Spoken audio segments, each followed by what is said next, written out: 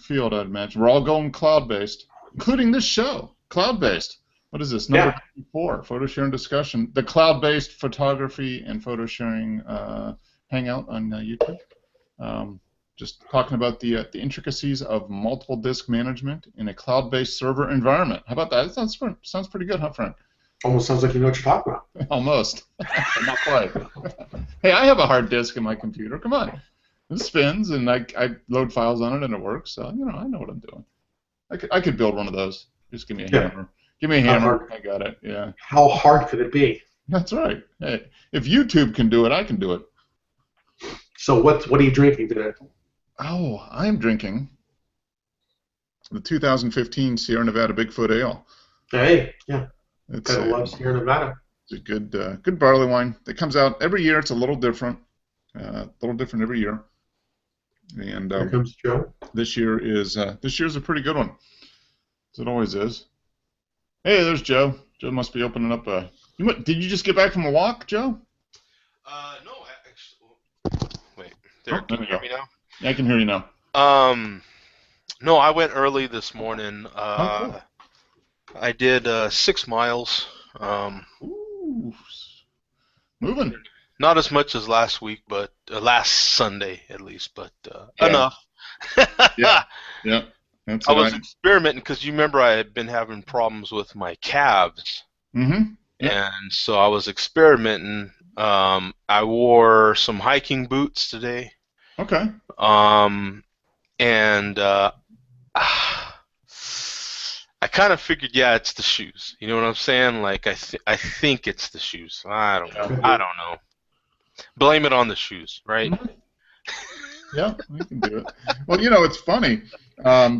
I went out. Yeah, it's been really tough on the weekdays to get my my whatever required activity or whatever my goal is. So the weekends I try to do it. And today I went out in the morning. I did a rowing workout, which doesn't count for steps because it's just you're rowing. It doesn't record steps. Right. So I went out after that, and went for a walk, run, and I went around, did all my errands and stuff, and I got pretty close, and it was 5 o'clock. No, yeah, 10 to 5 today. I'm like, I don't have enough steps. I got to go out and do something. It's funny, isn't it? How you remember that in your mind, Yeah, I went out and did a what I call a wog. I kind of walk and jog. I did about 15 minutes of that, and I ended up, my goal is 10,000, and I'm now at 10,400. So. Oh, good. I achieved my goal, but yeah. So it's like, man, I'm not going to get any. I better get out and do something because I'm not going to do it. I'm not going to do it Monday through Friday because of work.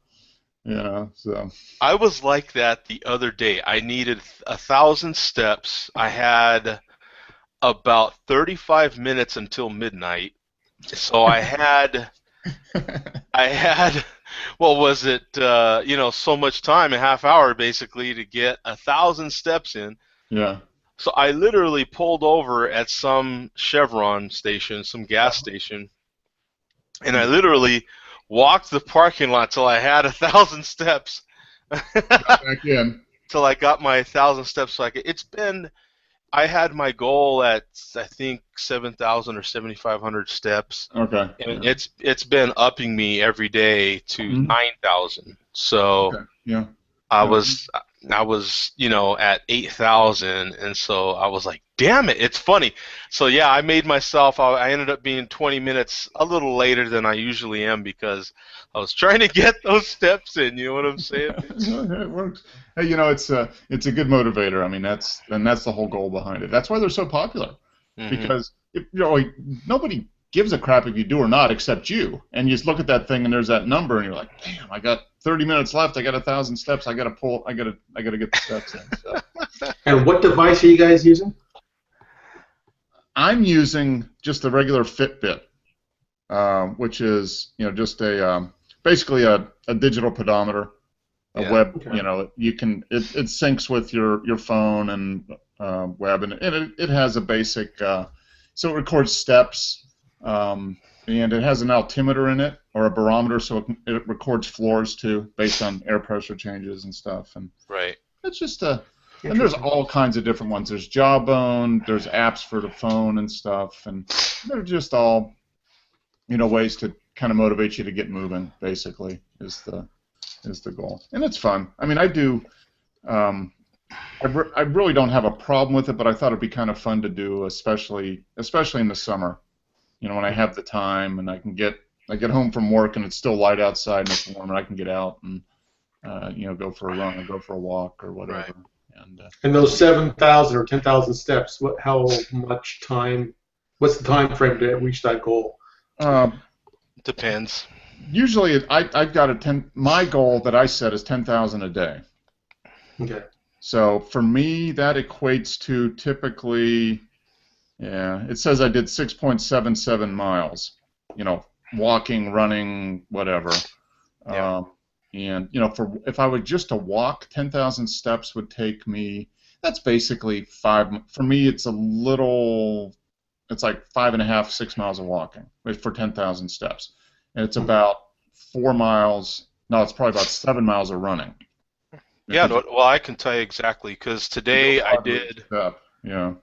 Well, for me, I had my. You can set your own personal goals. So for me, I had it at 7,500. Like I said, Mm-hmm. it saw that I kept. It's kind of intelligent too. So it saw that I have been crushing that. So it said, it asked you, would you like to up it to 9,000? So I was like, Mm-hmm. yeah, sure. So I've been at a 9,000 steps. So this morning, for instance, Sunday's my big day. Sunday I try to really knock it out. Yeah, because you got the time and I've yeah. got the time and everything. So today I did 6.16 miles in an hour and 47 minutes, it said. And I did 12,600 steps. Okay, yeah, that's about Wow. right. Yeah. That's about You do about what is it? That was a 17.4-minute mile. Yeah, it's about 2,000 steps a mile, which is about right. Right. I do about 18 to 1,900 steps a mile walking, and then about 1,500, 14 or 1,500 when I'm jogging. Right. Because each step's a little bit longer. And So that makes sense because you're taller than I am, so your step's going to be yeah, longer. a little longer. So Yeah. not as many steps per mile. See, and that's what sucks because you know how short Pam is, Joe. My wife is 5 foot, pushing barely 5 foot tall. So we will go for a walk. The same distance. It might be a route we do is maybe like 3.5, 4 miles. Mm-hmm. I'll get done and I'll have 7,500 steps. She'll have 11. Because she's shorter, so her stride is much shorter. She takes, I take 40% less steps than she does. Right. I said, well, if my goal is 10,000, you got to have at least 13 or 14,000. Exactly, yeah, to make up for it. I had some dude, man, the other day, and he passed me like I was sitting still. I was really into it. I was trying to break that 16-minute barrier Okay. per mile. So for me personally, I was trucking. I'm That's a breathing pretty good right. walk. Yeah, you're You moving know, on. Yeah. I'm trying to get my, like 1550 or so. You know what I'm saying? So I was really concentrating. I got my arms moving good, and I'm breathing right. You know what I'm saying? And this East Indian guy, it damn near wearing a suit and business shoes, like just passes me like I'm nothing. The guy's all legs, and he just kind of waves as he's going by, and yeah, how you doing? And I'm like, sweet God, you know what I'm saying? I'm like, you know what I'm saying? My running shoes on, I got the full garb on, you know what I'm saying? Yeah. I got my earphones in. He didn't have none of that, you know what I'm saying? He had like some khakis, button-down dress shirt, not Yeah. even breaking a Wingtips. sweat. Yeah, he might. Yeah, it's like it was ridiculous. You know what I'm saying? Yeah. And he passed me like he was running. Oh, I Yeah. couldn't believe it. I was like, Yeah. oh Yeah. my God. Long legs have an advantage on that, but they have a disadvantage when it comes to actual recording the number of steps. So taller people have to go a lot farther to get the same number of steps. Yeah, he just that was just his natural stride, and in no time he was a half mile ahead of me. You know what I'm Yeah. saying? Just going. Just Yeah. oh, I couldn't believe it. I was like, wow, I've got a long way to go. So So now the question is, how does all this tie into photography? Well, Well, you have to take steps. 10,000. They say your first 10,000 photographs are waste. So your first 10,000 steps are a waste, I guess. Actually, I think about photography constantly. Mm-hmm. I wish somehow I'm trying to figure out how I'm going to record some of my walks. That's my tie-in with photography, because as I'm walking, it's really an amazing what do you call it? Not a trail. It's an amazing trail that Phoenix has here, and it just takes so many twists and turns, and like you go through parks, and today I went through some golf course somewhere. I'm like, before you know it, you're in a golf course. I'm like, this is so cool. You know what I'm saying? Yeah. It keeps everything fresh, and when you're starting to get tired and your muscles are getting tired and your feet are getting tired, Mm-hmm. you end up like, well, I'm going to go this way, and where does that go? You know what I'm saying? And the next thing, you're like, wow, and then you can hear it in your earphones, the thing's telling you, you're going, you knocked out another mile, or, you know what I'm saying, you're on mile 4 or stuff like that. It's telling you, your information. You're just like, wow, and you're so busy looking around that it keeps your, and so as I'm going, I'm scouting for locations, like, oh, okay, this girl contacted me. I think I'll shoot her maybe here. That might be a possibility. And so I'm looking and at the different angles and what time is it? Where's the sun? You know what I'm saying? And then I'll actually shoot little pictures too with my GPS on my phone, and kind of scout and stuff like that at the same time. Yep. That's a perfect. I was just going to say that one of the best things, I do some of my best, like just thinking about stuff, whatever it is, when I'm out for a walk or running or something like that, when you're just kind of out. I mean, so from a photography standpoint, think about, like you do, Joe, about, shoots you want to do, that type of thing. You could take your phone, there's like a time-lapse app for the iPhone, I think, that'll, yeah, I guess you have to hold it, but it takes, takes a picture every number of seconds. That would be kind of cool. I didn't you have think to hold about it in that. front of you the whole time when you're going. There is a way. Now there are mounts that you could have. That I didn't think about that. You could do like a time lapse of the a of the time walk. lapse would be cool. Or you could even just just take a shot every 5 minutes or something. I mean, if you're out for an hour and a half, you'll get 20 or 30 pictures, and you could stream those together. But that would be kind That's of a fun. good. Yeah, that would. See, I desperately really want to record some of these, because it's just the coolest thing they have going. I've really gotten addicted to this trail they have here, and it just goes forever. It seems like just miles and miles and miles. Yeah, it goes all over the place. You've got lots of opportunity. And if you're a landscape shooter or a street photographer, or what a lot of people do that come to this show, just walking about, carrying gear, doing this and that, it helps to be in shape. So that's the tie-in for everything, really. Just for, all of us ain't getting any younger. I would say that the youngest person that shows up is maybe 30-ish. So Yeah. it just helps to be in shape in general, a little healthier. Doesn't hurt anything. No, it can only gives help. you more options. That's the. So, sometimes, you walk up a little hill or something where you thought it was little till you started like this, armfuls of gear, walking up there, and then you're like, and you can't get the shot because you're so out of breath or something, and it was that spur of the moment shot, and you might have missed it. I don't know. I'm stretching a little bit, but it could happen. Yeah. No, I mean, it's generally easier to get through life if you're in better shape than not. Yeah. I mean, that makes it a lot easier. As we sit here and drink a beer, but I kind of earned it though. I had 4,000 calories because of that walk that I could burn. So I think I'm good with the Amber Bock for now. Yeah, I think you are. Hey, Dennis, how's it going? I'm all right. How are you guys? Good. Doing well. Doing well. I just opened up the group as we were talking here, and it looks like you posted quite a number of images. So we'll dive into those here in a little bit. Yeah, we was playing this week. I bought a Epson V600. Oh, okay. You did buy that scanner. Okay, the one we were talking about last week. Okay. Yeah, so we've been playing with the different qualities of the scans. Mm-hmm. But it was a bit of a surprise. I scanned 2.25 negative at 6400 at 48-bit color.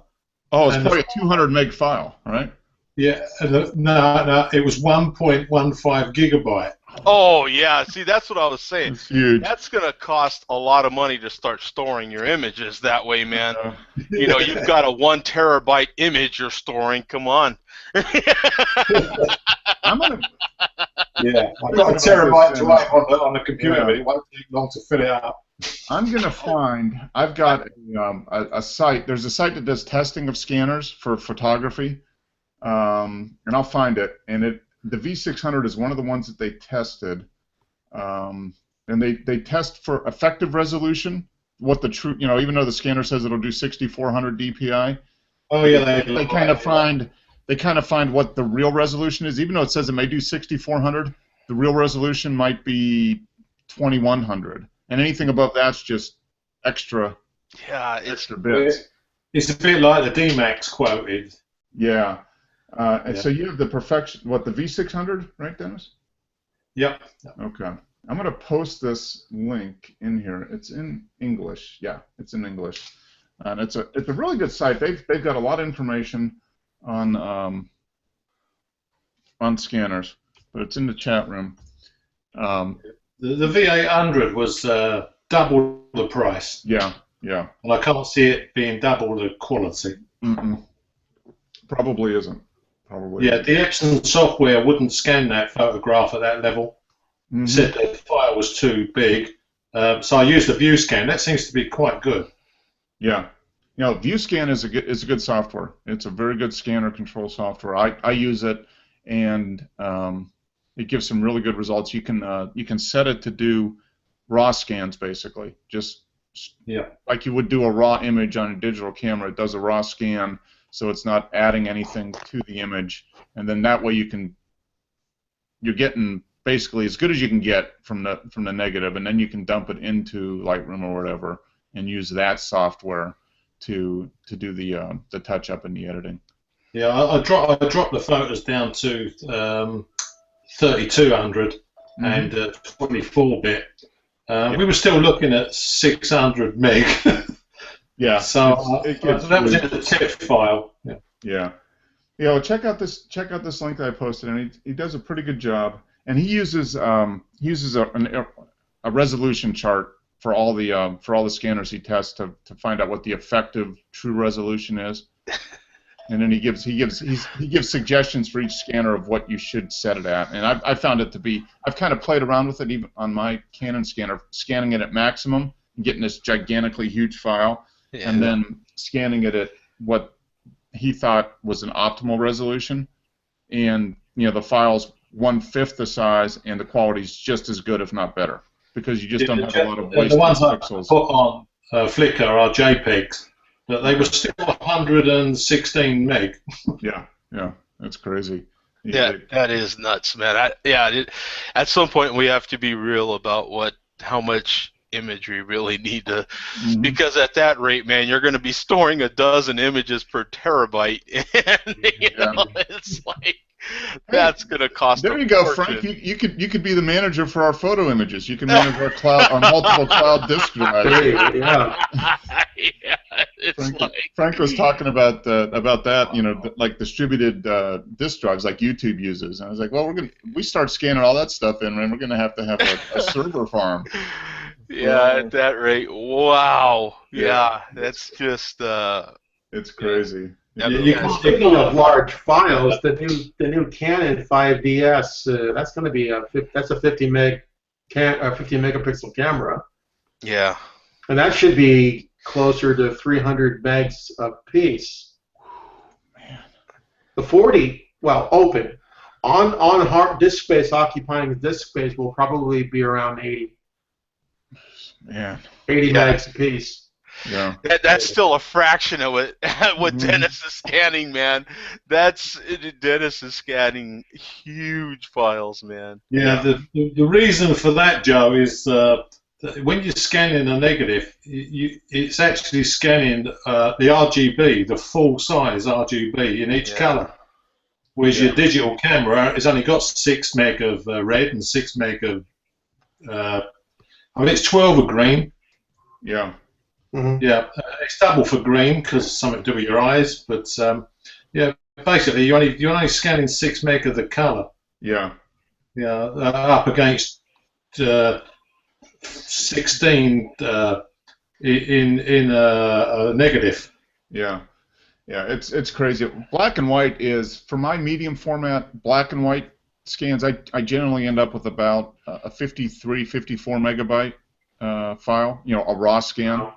Yeah. And that's scanning at 22,000 dpi, something like that. But if I do a color scan of the same thing, yeah, it's 100 meg, easy. Yeah. 100, 150 meg. But yeah, color just multiplies things tremendously. That is just a crap ton of pixels that you never see. Yeah. It Scanning just the plane of the film. Yeah. It just is. It's like. Yeah. So wow. I found this film scanner site to be pretty good because they kind of give you even though the scanner says it can do this, 80% of what it says it can do ends up just being junk that really doesn't contribute any more to the image quality. You reach a kind of a point of diminishing returns. Yeah, that's the only people that seriously. I mean, honestly, I'm just trying to be honest about that. It's like the only people that need files that big are people that are doing cover. If you're doing cover, I can understand it. Or if you're doing billboards. Other than that, man, it's just wasted. Mm-hmm. Yeah, it ends up being huge. I mean, I understand the need for information, but only on select images, I would say. Yeah. No, I've blown up, like I said, black and white scans at 1700, 1800 DPI to 20 by 30, 20 by 30, and they're perfectly fine. If I look at them up close, I'm gonna see some stuff. But if I view it at like a real angle, a foot or two away, right, no problems at all. So I've blown up very limited images, just a couple that were. What did I do them at? Like 40 by 60 or something. Mm-hmm. But like I said, that's only been 2 of my images. Most of them I do 20 by 30 is the biggest I get. Yeah, most of mine are for my medium format, my square format. I usually do a 12 by 12 or 16 by 16, and then for regular format, 18 by 24, 20 by 30 if I'm going to go, or 12 by 18 or 20 by 30 if I'm going to go big. But, are any of you guys using color paper in a darkroom? No. No darkroom. No darkroom. No darkroom. All Lightroom. Yeah, Joe's all Lightroom all the time. All Lightroom all the time, man. Yeah, you're the opposite end of the spectrum, Joe. Yeah. I send mine to a dark room somewhere in a very dark place, and they magically send me in photos back. It's yeah, they just appear by the U.S. Post. That's it's an amazing thing. Yeah. The only problem I found with using the colour papers now is the smallest paper you can buy is 10 by 8. Oh. Yep. Okay. Which is quite big sizes for test sheets. Yeah, it is. No, you're right. It ends up getting pretty big. But yeah, I mean, it's probably just they're not selling as much color paper as they used to, so they just got to make it bigger. I thought photos came from the photo fairy. Yeah. I put the money under my pillow and the photos show up. That's how it happens, right? Yeah. And then I frame them and I put them on the wall, and you know what I'm saying? The photo fairy. The trouble is that you don't have a lot of say in what they send you back, do you? Well, actually, you do. I mean, you do pick. You know, I'm not too into that. You guys know a lot more than that than I do. But you could pick everything. You could pick the ink, the paper, everything. Yeah. The The one the thing you machine they can do, print on. I mean, you do that, Joe. I mean, you figure out what printers they're using, and then you download the printer profile, right? Right. Yeah. And then Exactly. that's the best way to control from the photo printer output Mhm. is you print it using the printer profile. So that'll get you Right. the best matching Yeah. of Is colors. this the IT8 scale? Yes, I think it is. ICC profiles. ICC profiles. Yeah, Yeah. so wherever you're sending your photos, they will probably, if they're a decent lab, they're going to have the profile that you can download, Right. and then you just print using that, send a file in that format, and then And if they don't, usually the paper company will. So whatever paper you are using, they'll have a profile as well. So yeah, that's another way around it. yeah. So of you course can- Still, it gets down to how the machine is calibrated as well. Cheap places like Costco have ICC profiles to download as well. So you don't have to necessarily go to a custom lab like Bay Photo out of Santa Cruz or something. yeah. I tell you what, for the money, It's a great lab, Costco, actually. Yeah. Costco's hard to beat, man. I mean, to have your images instantly, virtually, within the hour. Yeah, no, they do a great job, and I did a test. Was it last year where I just I took the same image and I just sent it regular. I didn't use a profile, and then I did the same image, same size, sent it the next day with a profile, and matching it to that color profile that I downloaded from that particular store site based on the printer that they had, a huge difference in color. Just so much Really? closer. Yeah. Because if you don't do a profile, then they just, match it as close as they can, which isn't necessarily the way you want it matched. To what they think is right. Right. Mm-hmm. Right. And if you've got a good tech, they get close, but it's still not the same as having a true profile.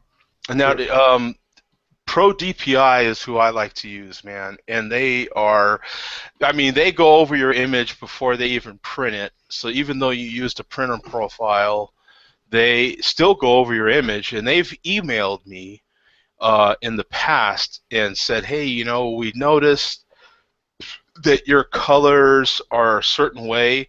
Do you necessarily want us to print it this way, or would you like us to print it this way? You know what I'm saying? Mm-hmm. And so you get back in touch with them and let them know if you like their corrections or no, you still want it done your particular way.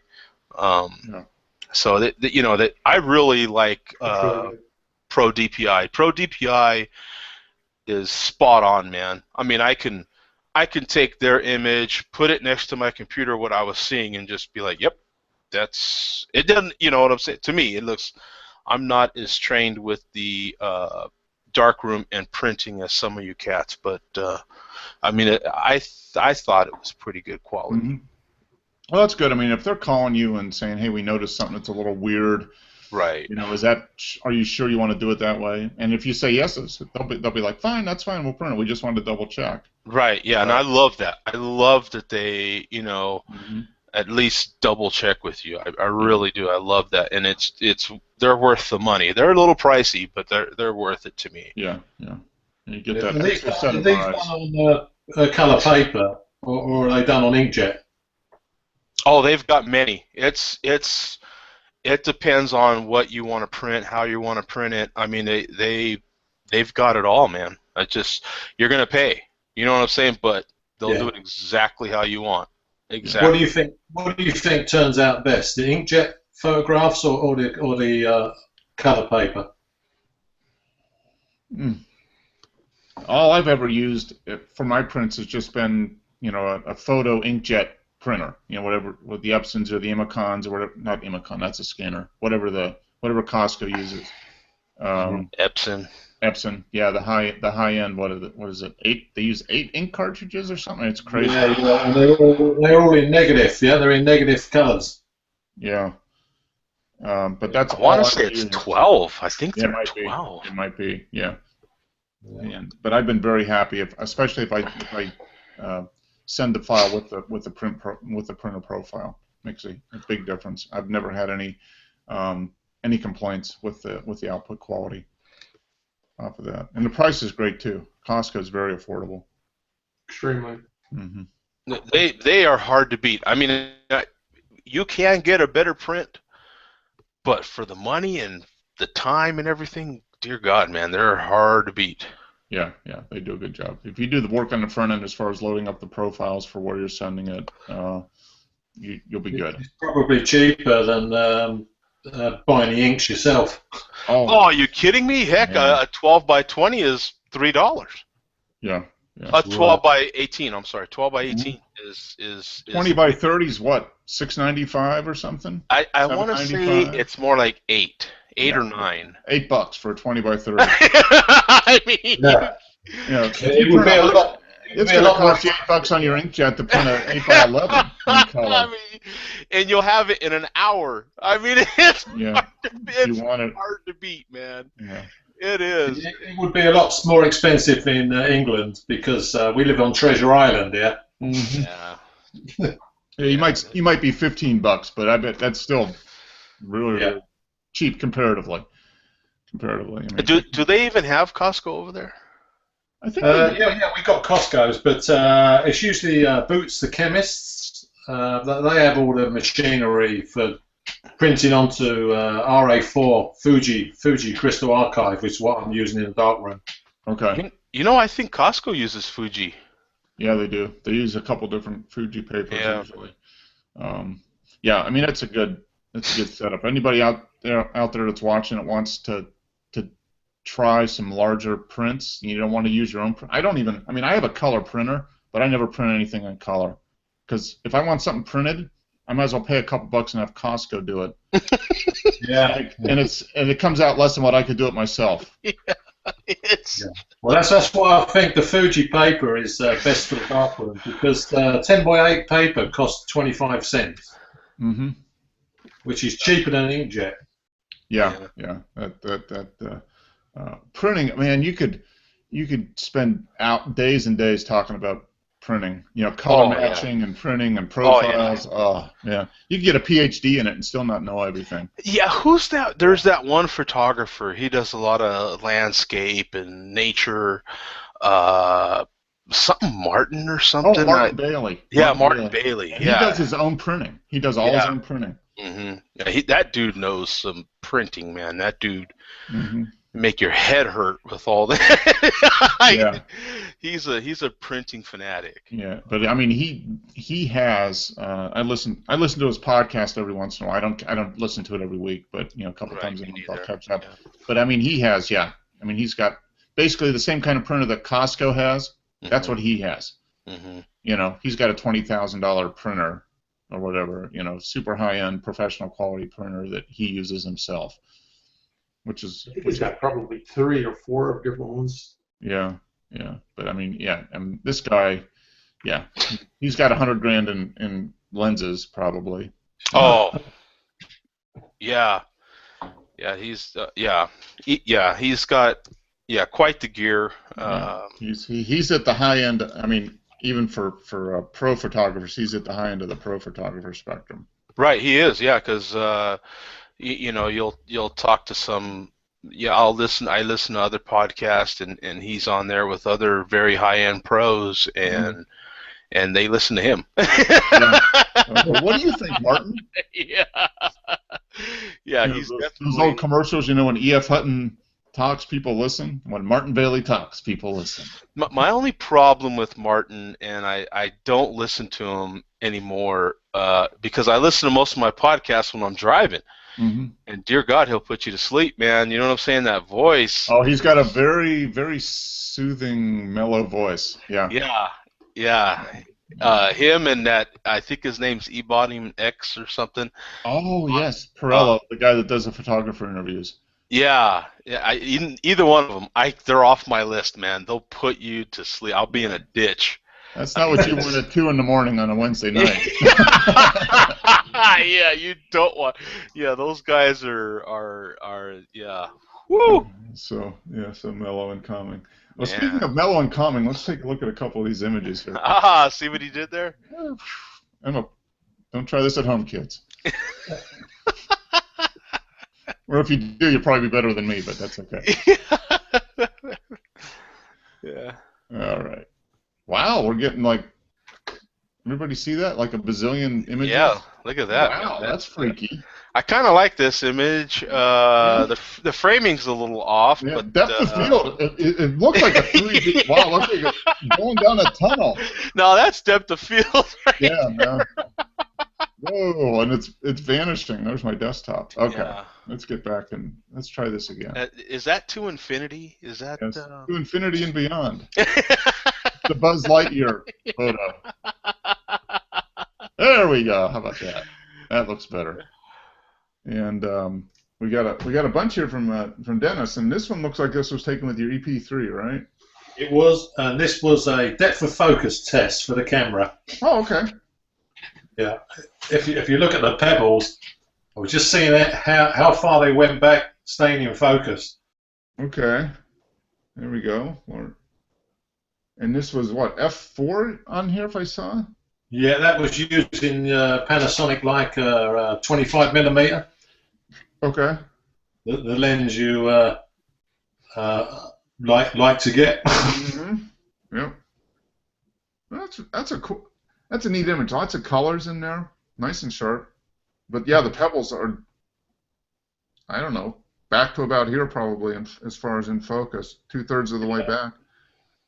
I mean, for such a low aperture number, it's because it's 4/3. It's doubling everything up. Yeah, it's almost the equivalent of doing an f8 probably. Yeah, probably an f8 or f10 even. Yeah. Yeah, there's still lots of detail in there. That's pretty good, man. Yeah. That's a nice shot. I mean, the colors are nice. What are these little bunkhouses or beach houses? They're little beach huts. Yeah. Yeah. Okay. Very cool. Nice sky, some clouds in the sky, nice blue sky. Yeah, that's neat. But yeah, that looks like a very nice lens. That's and that's that you said that was a 24? That's 25mm. 25. Okay. Oh, okay. There it is. F1.4 Panasonic Leica. Yep.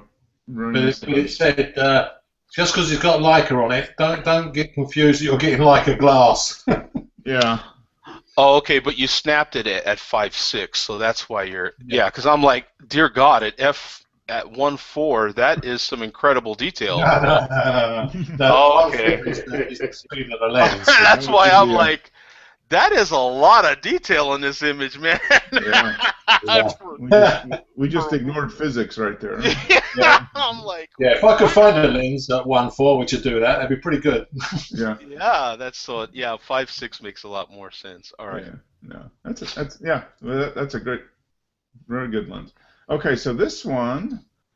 Okay, so this was Vancouver, right? No, this is Vancouver. Okay. And you're looking, and what it is was a cheap film I picked up in Vancouver. I can't even remember the make, but I just scanned it with the LS4000. Okay. And I thought it'd give out quite a reasonable. Oh yeah. Yeah. Yeah, it's very nice. I mean, it's the colors are great. Do you know what film was in it? Was it like one of those dime store pickup? Yeah, it was one of those like $2 Canadian. Okay, like an Instamatic. Take the camera and when you're done, drop it off for processing. No, it was on the OM1. This it's 35mm film. Oh, okay. All right. So just a cheapy cassette I bought when I was in Vancouver. Oh, okay. All right. So just a real low-end, low-price film. Yeah. Oh, okay. Oh, I love the blue in the water. Is great. Nice reflection. The green. How big was this file? That's only a JPEG because I saved it as a TIFF and I just took a JPEG off of it. Okay. Oh, okay. for uploading. Otherwise, they're big. You know, they're like 40 meg again. Yeah, yeah. So this is a 35 millimeter color scan at probably what what kind of DPI does a Nikon scanner do? It's 3000. 48, I think, max. Okay. Because this is an older model. Mm-hmm. Because the 5000s they sell for more money than when they were new. Yeah, yeah. Now the 4000s do too. They're just getting harder and harder to find. I mean, so yeah. Yeah, I mean you gotta hang on to that forever. You gotta put that in your will, Dennis. You can pass that. Yeah, Tim couldn't believe it. I got this on eBay, this LS4000, with an automatic slide feeder, and it was $50. Oh wow, that seems really good. That's a steal. Yeah, I don't think the guy flogging it knew what he had really. No. Nope. No. That thing sold new for $2,000. Yeah, and it's probably a real sale on eBay. You're probably still going to pay $1,500 for this. What do you think, Frank? Yeah, at least 1,000. Yeah. Yeah, the auto feeder goes for £500 over here. Yeah. But no, I looked at those when I was looking to get a scanner a couple years ago. I'm like, it's a great scanner, but I couldn't find it for anything for really under $1,000. I'm like, I'm not ready to spend $1,000 on a scanner. Yeah, because I'll be down the creek without the paddle if it goes wrong, because they don't fix anything now. Yeah, exactly. Oh, this is cool. So this was with your new scanner, and yeah, this is the Epson scanning the Bronica square negative. And what kind of film was this? This is XR 100. I love the saturation on the orange. That's just great. Yeah, I only used the ViewScan's generic filter on this. Okay. Because using the Hectare filter, it really oversaturated it. Okay. All right. So you did use the ViewScan basic filter for the film. You plugged in the film and it just gave you a basic filter for it? Yeah, it's just a generic filter. Otherwise, you can search your film out and select your film. Yeah. Yeah. Are you happy with that color? Yeah, that's about the color of the bike, actually. Okay. Yeah. It's not as good as the photograph. The photograph was a bit clearer. Yeah. And the color may be slightly different, but that's down to the filter pack I've got in the enlarger. Mm-hmm. Okay. Dennis, did you do any sharpening or anything like this, or is this pretty much just color correction? I had to do a bit of sharpening on this because it left it quite soft when you scan it. Mm-hmm. Okay. Yeah, so the photograph is a lot sharper. Okay. I've done one in the darkroom on the 10x8 Fuji. Okay. All right. But obviously they're crops then. Yeah. Well, this is the full negative. Yeah, you kind of got it down to like a 7x7 probably on the paper by the time we got done. Yeah. Yeah, because obviously you can't fit a square into a rectangle, so. Yeah. But with this camera, you don't get confused with portrait or landscape. Yeah, that's true. It's all the same. Yeah. Yeah, man, I really appreciate all this information because this is to me like a different world. Yeah. Yeah. You know? I like the squares. Since I've been playing the game with the 2 1/4 square or 6 centimeter, they call it now, 6x6. Since I've been playing with these, I don't really want to go back to 35. Yeah. Well, it's funny. I've been using my, the OMD, and it's got a 1:1 crop. It only gives you 3,400 pixels on each side, but it will shoot it in 1:1, so you don't have to crop it. Yeah. I really like it. I mean, I found myself just kind of defaulting to that, just for regular. Even though I could take an image and crop, do a square crop in post, but it's still a 10 megapixel image at in square. It comes out great. Yeah. With a 6x6 negative, you can just crop away merrily. Mm-hmm. Yep, that's true. Yeah. So this was scanned at what did you do? 6,400 DPI. I think I took this down to 32. Okay. At 24 bit, because of the file sizes, it was still around about 600 meg, Yeah. which made Joe laugh. Yeah. Wow. Yeah. Yeah, but this is only a 116 meg file because it's a JPEG. Yeah. Only 160. I was just gonna say that it was only 116 meg Yeah, JPEG. Flickr dumbs it down as well. Yeah. That cracks me up. Yeah. That is you something just else. get crazy large files scanned in color film. You know, I put this one on, Mark, because I put the 10x8 scan photograph a few weeks ago. Oh yes, you did. Okay, yeah, that's why This it looks is familiar. the full negative now. You can, and if you look at the photograph, you can see how it's cropped out. Okay, so let's see if we can go back. I think it was a couple weeks ago, right, Dennis? Yeah, 2 or 3 weeks ago. And you did it in color. Oh, there's a record. Ah, it's back here somewhere. I'm gonna find it. Where'd it go? Well, we're way back here now. I missed it somewhere. But Must have missed it. yeah. But yeah, no, this is the full frame. There's Simi. He must be frozen. He's not on tonight. He must have got too. He must have been frozen in that waterfall or something. Yeah, So cold. finally met his match, man. That cold kicked some ass. Took names. Oh man, crazy. Yeah, I'm not seeing it. The cold kicked ass and took Simi. Yeah, yes, it did. Okay, so this is a full frame now, but you scanned this in the okay, yep, in the V600 too. No, I like the square format. That's nice, and you did a good job. So this isn't cropped. This is pretty much right out of camera.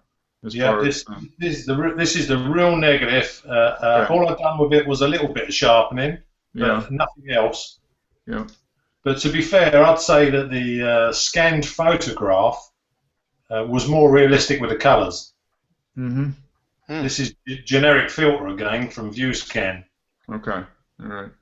And this was Ektar 100 again? Yeah. Okay. All right. No, it's nice. I mean, right out of the camera, nice. I like the path just starts right in the corner and kind of goes through. And yeah, the colors are great. That's a nice film. I haven't used that. Ektar is slightly over saturated colours, I feel, but it'd be lovely for like landscape and photographs of flowers and stuff like that. Yeah. Might be a bit too colourful for a portrait. Yeah. No, I agree. I think it's a nice landscape and very nice landscape colors. Yeah, nice sky, nice green. I mean, yeah, the gray pebbles are reproduced nicely. I mean, it seems pretty true, and the green is nice and green, but not like overcooked or fake. So yeah, very nice. Yeah, I like that. Something square.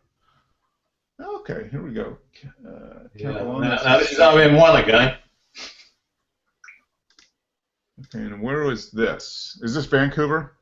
Yeah, this is North Vancouver. This is the Capilano Suspension Bridge. Okay, all right. I was just playing with. This is a slide. This is color slide. Okay. And I spin in the 4000 again to see what we could get out of it. Mm-hmm. Boy, that's a lot of people on that bridge. No? Yeah, that's what I was thinking too. My wife would walk across this. Yeah. That's a lot of people on a suspension bridge, man. Yeah. Wow. Well, at least if they fell here, they wouldn't have to fall too far. These people over here would have a little bit farther to fall. Yeah. These would probably just break a leg. These people would probably die over here. Oh, man, they're That is a long way up. on. Yeah. Wow. Yeah. I'd say if you had an emergency parachute, it would open before you hit the deck if you jumped off of that. Yeah. Vancouver area. What time of year were you here? August. August, okay. That's why there's so many people on the bridge. Yeah. August. Yeah. Got to go there in October or April. October, you probably freeze to death. I was going to say good luck with that. Yeah. Exactly. But yeah, no, it's so much green. That's neat because you got all this just overwhelming amounts of green, and then but this little bridge kind of cuts right through it, and you've got different colors and shapes and stuff on there. So that's Yeah, that's that. I can't remember. It might even be Ag for this film. Don't know if they make it anymore. Ag for Color Slide. okay. It seemed like it did a good job with the different shades of green. Oh yeah, I mean yeah, you got real dark green here, Mm-hmm. and then real light green in these front trees, and yeah. What do you think, Joe? Black and white? Or do you think it's better color? I know. Yeah, it would look. Actually, I don't know how different. I don't know how good this would look in black You and could white. do like a high or what is it? High. This would look better with that red. What do you call it? Infrared. Yeah, infrared. Because there's a lot of green. Yeah, yeah, that would come out interesting. Well, I could probably make it black and white, but infrared. Yeah, you could do an infrared filter on Lightroom. That would be about the closest you could get it. Yeah. That's what's good about your digital cameras. You can just fake everything up. Yeah. Yeah. You could play with a lot of stuff. This is cool. Yeah, this is neat. This looks like a boat ramp or something. Yeah, this is the main jetty in from Port of London Authority, where the ships come down the River Thames. Okay. Yeah, because I live on an island in the Thames estuary, so. Oh, okay. All right. Yeah, it's, but Tim's not on tonight. But I bought him a Bronica Square for Christmas, so he'll be sticking his 2 1/4s on soon. Okay, cool. That's interesting. So you got him the body, and what lens does he have for it? He's got the body, waist level finder, an 18mm f2.8 bog standard lens, and a 12 film back Okay. to play with. So nice. Yeah. Be able to do some nice images with that setup. Yeah, see, this is the V600 again, but this is generic filter. Yeah, because it was Ektar film, but I just feel the Ektar filter made it really colourful. Okay. It was nothing like what it was like. Okay. And so these greens were probably super vibrant on the Ektar filter then. This moss or algae or whatever's on here. Yeah. Yeah, Tim has taken the same picture virtually with his digital camera at the time. Okay. But because it's an APC crop sensor, the ramp is very narrow. Yeah. Yeah. So maybe you put that one on next week, and it weren't bad for a digital camera. Yeah. Well, this is a nice image because you got the little boat out here and the ramp leading out. Yeah. The sun and the that's a neat. Yeah. This is one we took into the sun, which was a bit of a. It really was bright across the water. Yeah, you can see that. So I had to close it down a bit. Yeah. It's pretty cool. A little work on this, and it'd be great. Yep. Yeah, that's nice. Not bad for film, huh, Joe? Yeah. Oh no, I'd like to see her on film. Not me, man. Film is just a chore.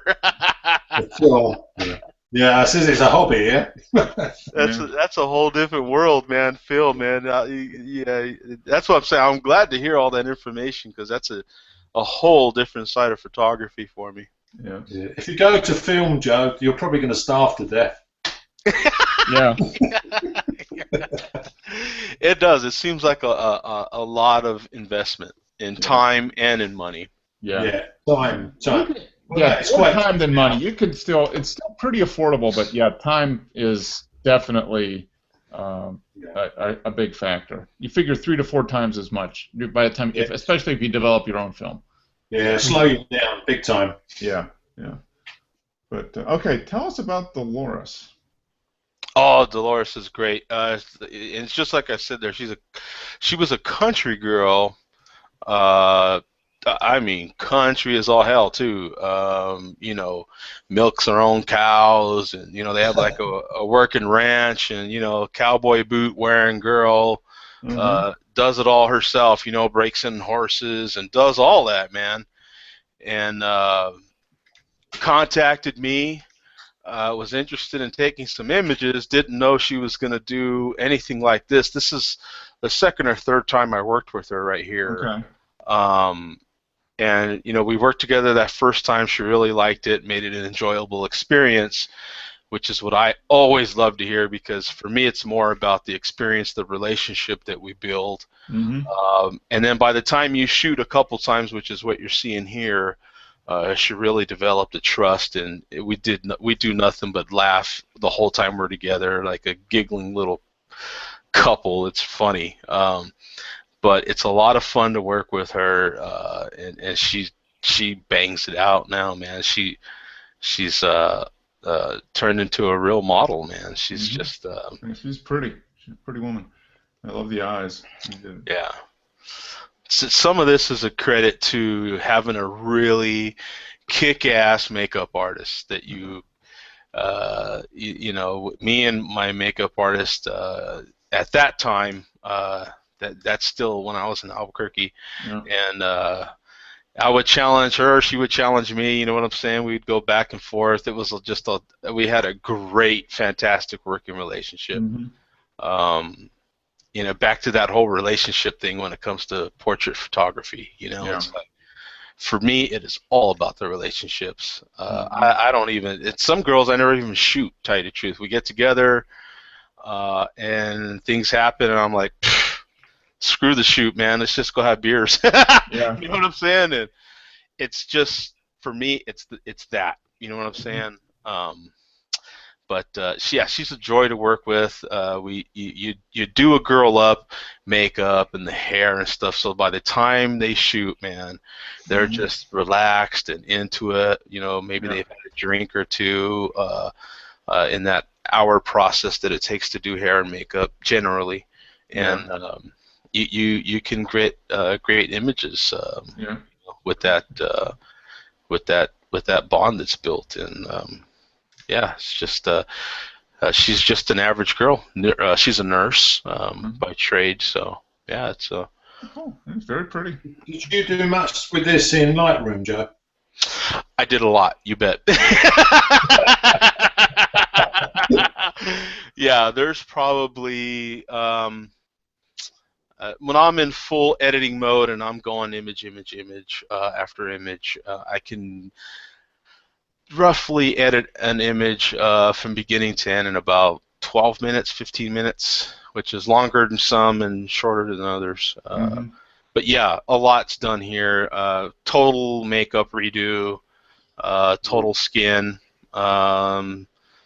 you know, the eyes, everything's touched, the hair, everything's touched. And one of the pet peeves of mine that I didn't notice during the shoot, when I'll just point it out to you, is the part in the hair, and it still drives me nuts. Oh, this section right here? Yeah, I don't like it to be that obvious, but I still wanted that crop. Yeah. This is done with a huge softbox, so that the light just totally wraps around her, really soft. She has really big, deep pores. And so that was the thing for my makeup artist to help me out with those pores, and she's just very good. She knows how to do that very well. Okay. And so that cuts my time down editing a lot. So. Okay. So what would you do if you didn't have a good makeup artist? Would you end up having to go in and smooth the skin? Spend a lot of time smoothing the skin? If you know how to light, you still don't. Okay. All right. But that's where the softest, biggest, darn softbox you can get really helps out. Okay. Tremendously. She's about, that softbox is to camera left, and it is really close on her. You can see it in her eyes, actually. The secret to portrait photography is in the eyes. You can typically almost sometimes just look at the shot, the way you're seeing it now, and then look in the eye and see the rest of the shot. That's the rest of your story. Yeah. So you can see me, you can see the light I'm using, everything in her eyes. Mm-hmm. Now, I'm wondering if you had used a soft diffusion filter, a physical filter, screw-on filter, if that would have made any difference. It probably could. It might soften it a little too much, though. Could be. I like the lips nice and sharp and the eyes as sharp as I can, of course, and the surrounding of the eye. Okay. So right around the Yeah, from like the eyebrow to just right below the lower eyelashes. I like all that nice and sharp. That whole circle. I like the mouth nice and sharp, because to me, and this is just to me, but that's the focus of the image. Like you see a portrait, you go right to the eyes, and then you work your way down the nose to the lips.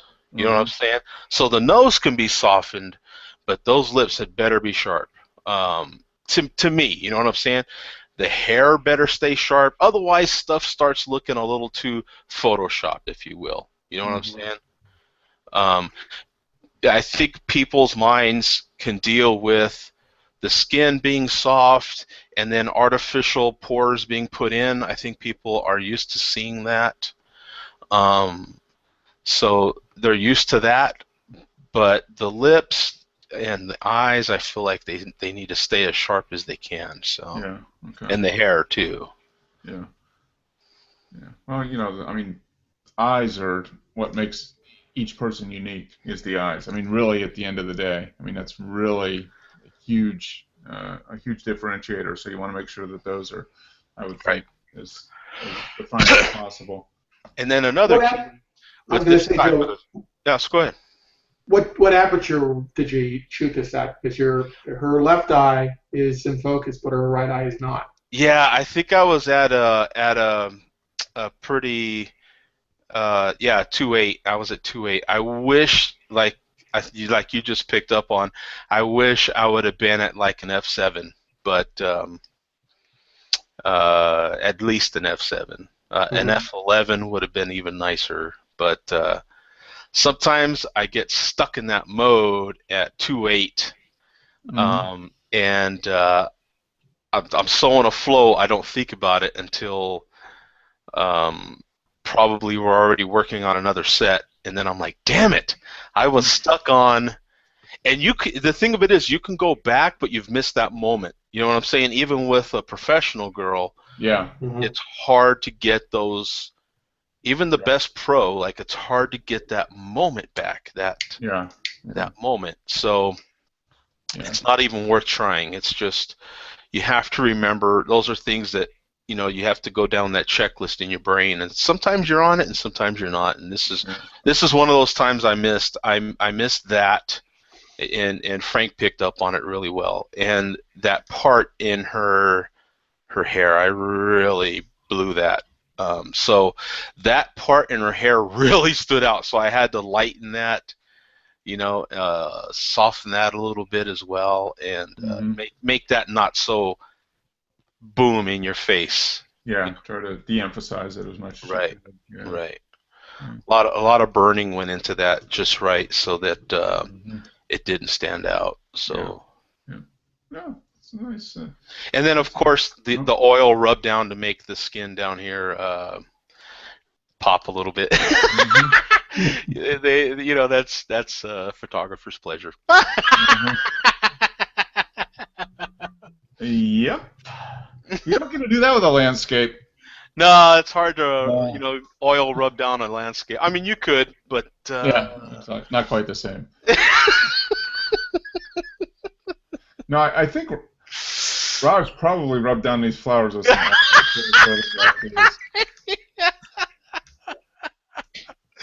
Well, some people like to wax a car. I mean, you could wax a car, I guess. Yeah.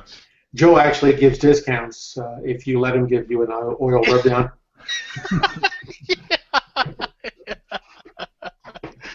Yeah. Boy, this looks like a Hallmark card. I Yeah, mean, it does. I mean, the way he did the cropping and the frame you put around it. It looks like he did two versions. There are two versions of this. No, okay, different flowers, but similar type of uh, concept there. Doesn't know what it was. I don't know what the settings were, but yeah, that's a nice. Did a good job on the. Yeah, these flowers down here are a little more sharp. I'd be interested to see what the aperture was, and it's probably fairly wide open, I would imagine. But it's nice treatment with the framing and the way mhm. kind of blurred out. I mean, it probably went in and did some kind of filter. Knowing Raj, I think he this spent some time in Photoshop, I would think. Yeah, I mean, it doesn't even look real. I like it. It's Yeah, no, it's a very nice. It's a very nice image. Mhm. yeah. It's more of a painting than a photo. Right, yeah. I mean, it's a nice job. I like his interpretation of that. It's, perfect for a card. Oh, it is. Yeah, it is. It's a great card. Or Very soothing image. It's calming. It's very nice. Yeah. yeah, you got the color of these flowers in the background is kind of in that same range as the highlights and the petals of these flowers. And It's like a wedding or a baby shower type photo. Mhm. Yeah, this would be a very nice wedding or baby shower type thing. But yeah, neat thing. And then it looks like the second image is kind of the same basic. That same tone. Yeah. Hmm. But the flower, I mean, the shape of these flowers is great. I mean, that's very cool. That looks like what do you call that? A kaleidoscope or something? Yeah. Is that what you call it? Uh-huh. Yep. But no, I I like. I don't know which one do I like more. This one. God, what I kind think I of like flower is that? Yeah, I mean that's a crazy flower there. Now, see, this was in the same tone, Mm-hmm. but this one is a little busier, right? A little more aggressive, just a little more Yeah. feeling to it. I mean, it's still soft, but Yeah, and like that one I there, think what it is. This one is the flowers themselves are more yeah. spiky, Hmm. whereas this one over here it's just kind of more wavy. I don't know. Yeah. And it's a Soft. lighter color too. There's more white in here, Right. which is a little more. And The red in here is pretty aggressive too. Right, yeah, so exactly. The points are, man, that just seems like not even natural, right? Like, Yeah. I mean, that's a pretty aggressive little flower. Yeah. But, damn, look at me. Yeah, exactly. Yeah.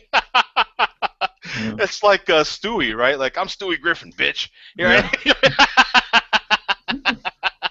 Yeah, they're both very nice concept. But yeah, I mean the difference. It's amazing. They're just flowers, but the Isn't it? difference in the mood between. I mean, they're both very nice, but this one is definitely more peaceful Yes. and calming. This one is a little more. This other one is a little more in your face. Hmm. No, not that one. This one is a little Yeah. more. In your face. But yeah, that's a neat. That's a nice couple of images, Roger. I like those. Hmm. That, flowers 51. Very nice. I wonder if that's real bokeh, if that's, or if, Yeah, I don't know if it's. It'd be interesting to see what he shot. I bet it was mostly real, but then maybe a filter or something. And are you familiar with what he uses? A 50, he does. perhaps? I think he has a. Does he have a 1.4? I can't remember. I really don't know. I can't remember. I know he has. I know he has a one. Something that goes down to 1.8 because I know he's referenced that before. Nikon shooter or Canon? Nikon. Yeah. Nikon. So that, yeah, if that's a 50, 1.8, then that would kind of explain a little bit because that's more circular bokeh. Yeah. It's This one is. I think he did some photoshopping on the background. Yeah. Of this one. Yeah. Whereas this one maybe not so much. But yeah, that's a neat combination of colors. And there we go. Oh, John posted one. Thank you, John, for posting one. Our Texas guy does a lot of beer posts on Google Plus. oh yeah. Yep. And classic cars, Mustang, Chevelle, and a Hawk. Okay. I like this. The A330 is okay. He's got the full size Sony A330 DSLR. Oh, okay. Yeah. Let me pull 50 that. millimeter f.71. I don't know what that is. Bulb. Okay. Maybe it was near sunset or something. But man, saturated colors. Wow. This blue here on this Chevelle, man, that's electric blue. So Bulb, he just maybe he opened was it at up. 1 second or 2 seconds or so. Maybe near the end of the day or something like that. Yeah. Looks like the sun is over this way. 4CS4. Yeah, that's a neat. It's a neat shot. The blue on here is just great. I mean, Yeah, this the car blue here- is great. The chrome on that wheel is great. Uh-huh. I'm not real crazy about like the shot in general, but I like like you said, the colors are really good. Yeah. The saturation, some of the shadows are a little overdone, but pretty cool though. I mean, I love classic cars. Who don't like classic cars? It's definitely the colors are super vibrant. Yeah, that's the thing about this image. It just maybe almost oversaturated, but not in a bad way. Yeah, I think when you oversaturate a little bit, like you said, you get some of the kind of the artifacts on the other end. But I mean, that if you see some of these cars, the paint jobs on some of these classic cars are so just in your face, colorful. That Mustang looks like one of those Hertz Mustangs, right? Is that? I wonder. I don't know. Yeah, that's an older one. That might be a 65 or something like that. See, that's my car. It's a fastback, so it's probably 68. Yeah. Yeah, all with the back. See, that's my car. It's got the right coloring for the Hertz. Yeah. If I could find a 1964 Mustang, that would be my car because that's the year I was born. So that would be. But they're so expensive now. I guess I could live in it. I mean, that would be the alternative. Yeah, man, just live in it. What's your problem?